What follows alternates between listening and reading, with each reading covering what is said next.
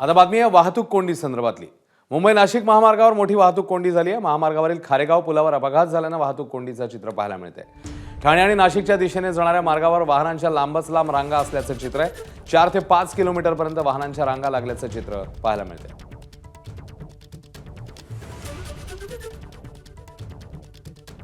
मुंबई नाशिक महामार्गावर पुन्हा एकदा वाहतूक कोंडीचा प्रश्न ऐरणीवर आलेला आहे। कारण या ठिकाणी मोठ्या प्रमाणात आता वाहतूक कोंडी पाहायला मिळते। आपण पाहिलं तर मानकोलीपासून तर पुढे भिवंडीकडे जाणारा जो मार्ग आहे त्या मार्गावरती मोठ्या प्रमाणात वाहतूक कोंडी झालेली आहे।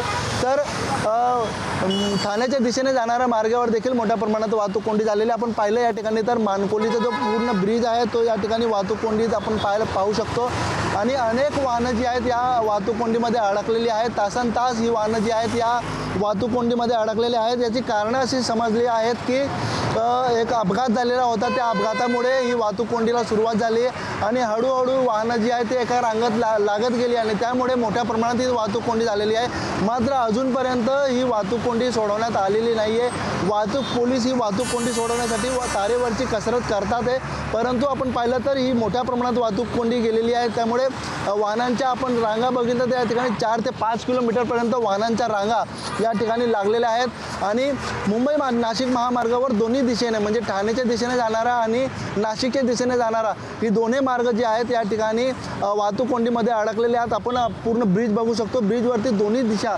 आपण पाहू शकतो की दोन्ही दिशेने या ठिकाणी गाड्या ज्या आहेत त्या लागलेल्या आहेत आणि मोठ्या प्रमाणात वाहतूक कोंडी जी आहे ती या ठिकाणी झालेली आहे। ही वाहतूक कोंडी सोडवण्यासाठी वाहतूक पोलिसांनी या ठिकाणी तारेवरची कसरत करावी लागत आहे आणि अनेक वाहनं जी आहेत त्यामध्ये अडकून पडले त्यांना बाहेर कसं काढता येईल यासाठी वाहतूक पोलिसांकडून प्रयत्न करताना दिसत आहेत। अनिलवर एबीपी माझा भिवंडी।